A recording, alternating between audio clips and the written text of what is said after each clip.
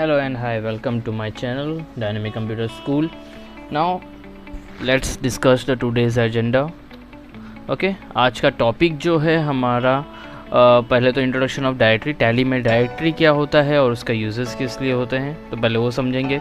उसके बाद accounting group के बारे में हम समझेंगे कि अकाउंटिंग ग्रुप क्या होता है और उसका मेन रोल क्या है अकाउंटिंग सिस्टम में और टैली के अंदर।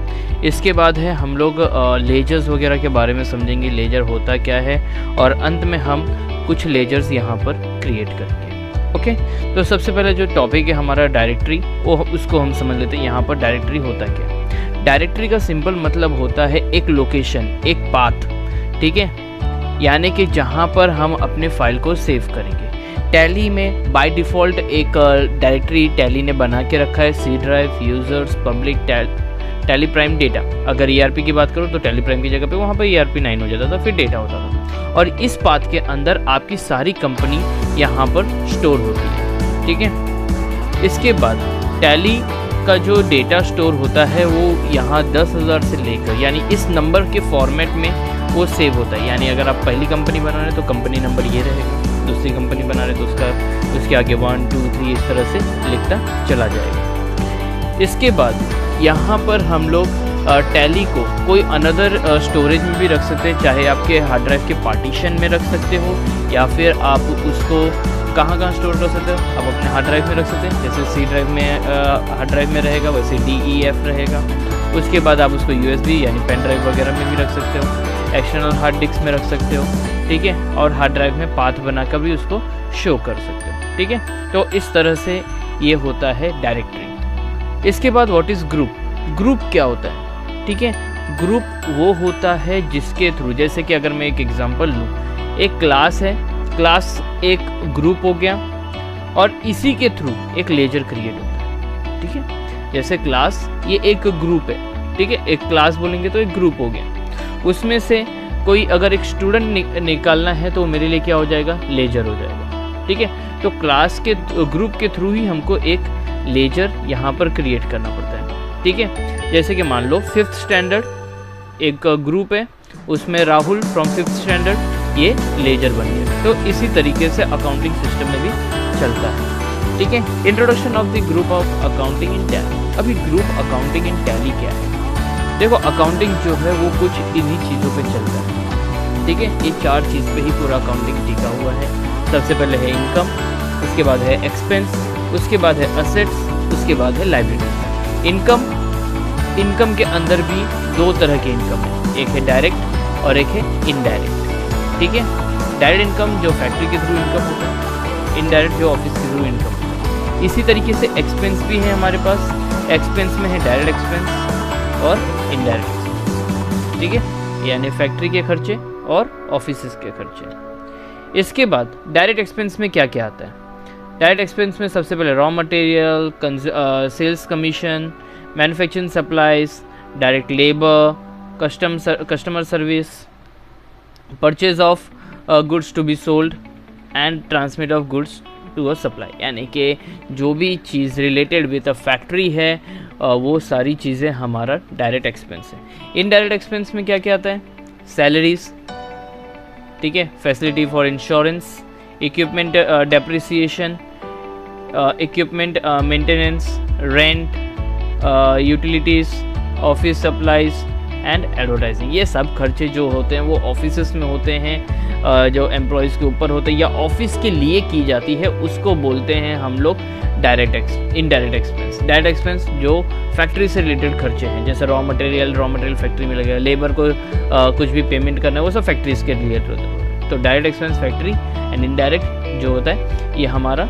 ऑफिसेस के लिए होता है। इसके बाद टाइप्स ऑफ असेट्स। असेट्स में भी 2 तरह के असेट्स हैं। एक है फिक्स असेट्स।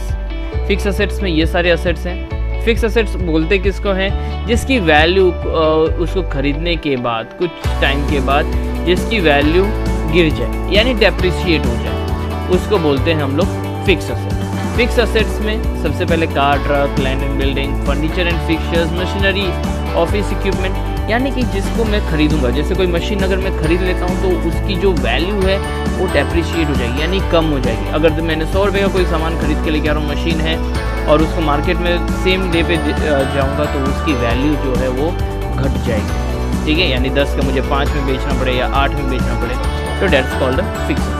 करंट असेट्स जिसकी वैल्यू बढ़ जाए, जैसे कैश, अमाउंट रिसीवेबल, इन्वेंट्री यानी मेरा स्टॉक, जो स्टॉक मैंने रखा है, आज स्टॉक का रेट है चलो 10 रुपये रखा है, कल मेरा बढ़ के वो और भी हो जाएगा, ठीक है। उसके बाद आता है डेटर्स यानी हमारे कस्टमर्स, ठीक है, जिनसे पैसे लेने रहते हैं, जिनको हम सामान बेचते हैं।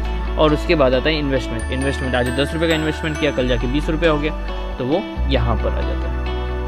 इसके बाद आता है लाइबिलिटीज़ यानी एक तरह के लोन, ठीक है, amount payable, duty and taxes, फिर उसके बाद इंटरेस्ट पेएबल, क्रेडिटर जो सप्लायर होते हैं हमारे, और लोन है bank OD and OCC, OD यानी ओवरड्राफ्ट एंड ओसीसी यानी अदर कैश क्रेडिट, ठीक है। तो ये सारी चीज़ें क्या हो गई, ये सारी चीज़ें होती है हमारी लाइबिलिटीज़, जो हमको एक समय पे जो अमाउंट हमको पे करना है, ठीक है। किसी को भी हम पे करना है, जैसे बैंक से अगर लोन लिया तो उसको पे करना पड़ेगा, ठीक है। क्रेडिटर है, उधारी में उससे सामान खरीदा तो उसको पे करना पड़ेगा। ऐसे कई सारी चीज़ें हैं जो लाइबिलिटीज़ होती है, ठीक है।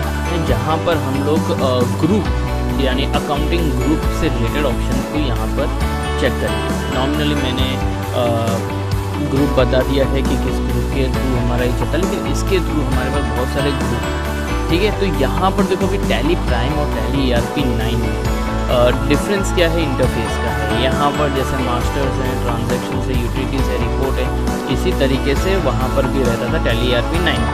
लेकिन टैली ERP 9 में हर चीज़ को एक सिस्टमेटिक तरीके से बनाया गया था, और टैली प्राइम में सारी चीज़ों को मिक्सअप करके ईजी कर दिया गया है इंटरफेस के थ्रू, ठीक है।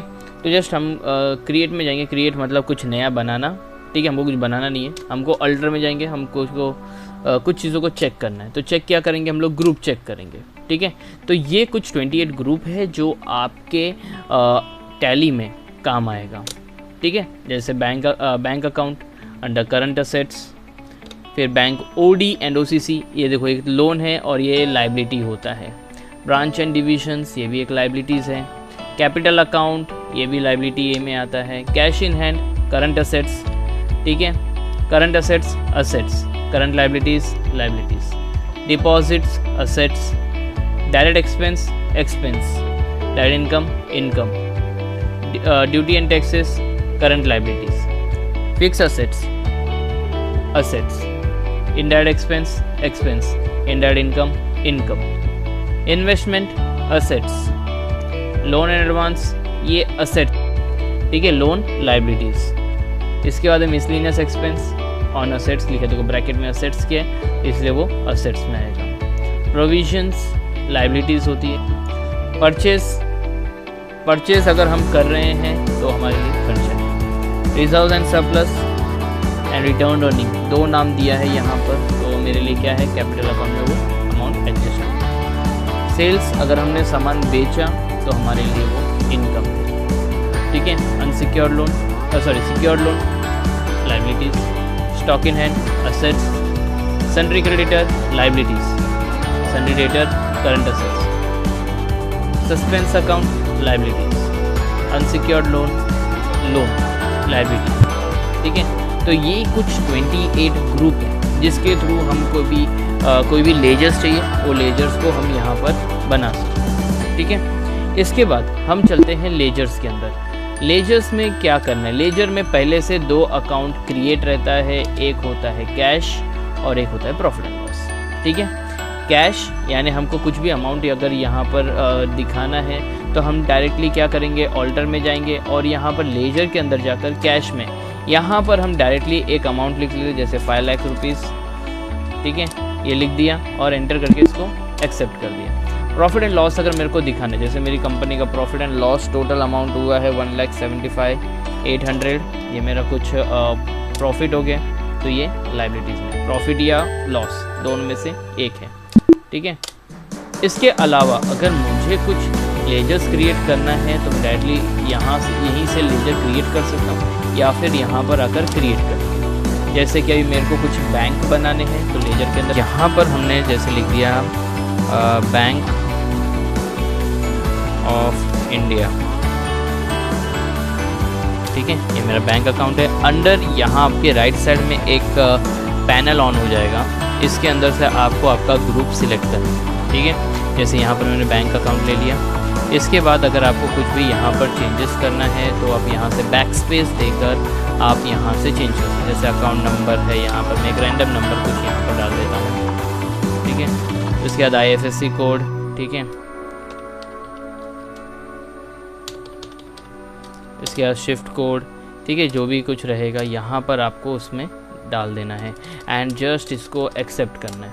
एंटर करके इसको एक्सेप्ट कर लेंगे।